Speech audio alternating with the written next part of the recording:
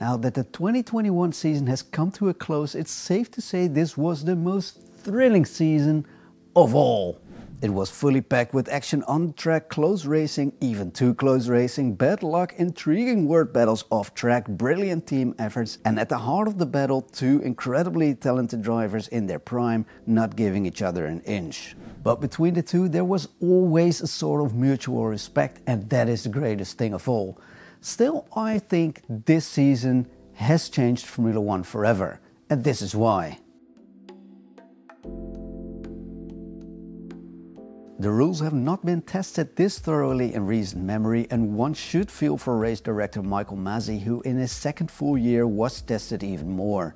The race leadership have gotten their fair share of criticism, best summarized as a lack of consistency, and most sharply delivered in words by two-time world champion Fernando Alonso, who gave us the instant classic one-liner, "Different rules apply to different people."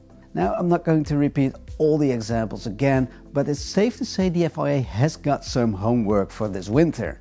The main questions being, what is gaining a lasting advantage off track, what is off track, and what does let them race mean? The stewards and race director have come under mounting pressure because of all the scrutiny by teams, drivers, media and fans. And the way the rules are written down now has proven to be insufficient. Now, absolutely tired of this subject, I will already provide the answer in clear words. Bring back all the gravel and grass where possible, then describe the rules clearly and keep them that way every track, every corner. So please, rule makers, save good-willing Mr. Masi from another S&M year. Help him by handing him a set of rules he can consistently use, a right hand to handle complicated issues real-time, and a team of trustworthy stewards who are not affiliated to or countrymen of the main competitors. The opened up communication between the teams and the race director have proven how difficult it is for race leadership to withstand pressure from teams. Especially the intimidating shouting by Mercedes team boss Toto Wolff in the last race of the season was chilling. How is it possible that a part owner of two teams, deliverer of engines to 4 teams and a manager of several drivers has such a direct and intimidating hotline to the independent leadership of the race? This sort of calls just one button away just doesn't feel good. Especially when team principals get carried away by emotions in key moments, the line might be a little bit too short, even more so considering the fact that the race director must be with his eyes on the track during exact those moments. Now, this year might be the tipping point where new rules will be installed to protect the race director from this kind of calls. After a year of racing with circuits in lockdown, everyone was elated this year to see fans back at the grandstands. And it was amazing to see locals show up everywhere on earth to show their passion and their love for racing, mechanics and of course their heroes. But with the return of the fans, a new sort Formula One fan came with them, the booing hooligan. And that's something not everyone has liked as much. Some people have accredited this sort of fandom to the Netflix TV series Drive to Survive, which, unlike the traditional reporting of the sport, was cut and pasted to enhance the drama, sometimes even beyond the truth. Although it must be said this happened before. For example, even Alain Prost got death threats. But there's more. The Verstappen-Hamilton rivalry got a lot of people wound up because it wasn't always fair in some people's eyes. For example, the booing of Hamilton in Hungary was a very clear reaction to his action a race earlier, where he took Verstappen out of the race and celebrated afterwards. On the other hand, Verstappen was booed as well for his fierce driving. Now, the return of this sort of extravagant fandom might be new at the moment, but it's hard to imagine it will disappear anytime soon. If this year has proven anything, it's the fact that PR departments will do anything to frame a story to get a desired result.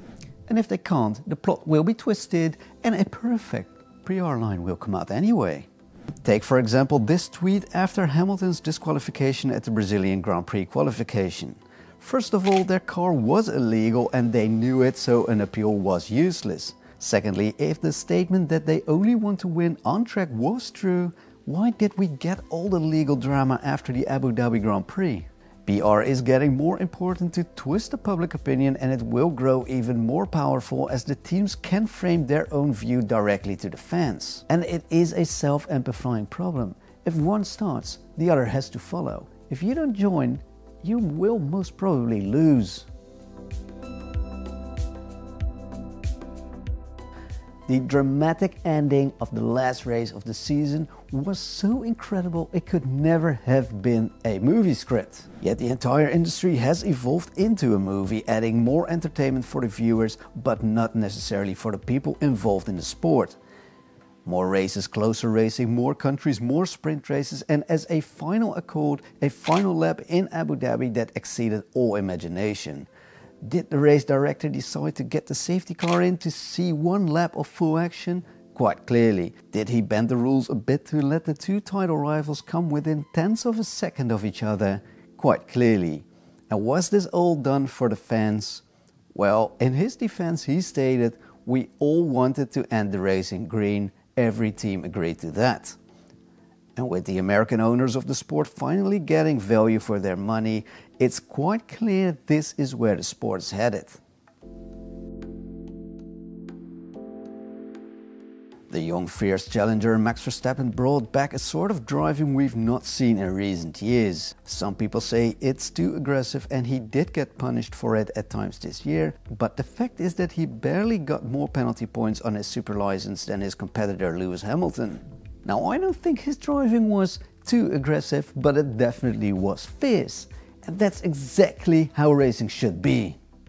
Max Verstappen could have never become world champion just cruising around like Mercedes could in the last few years. He had to bring the entire toolkit, and he used it.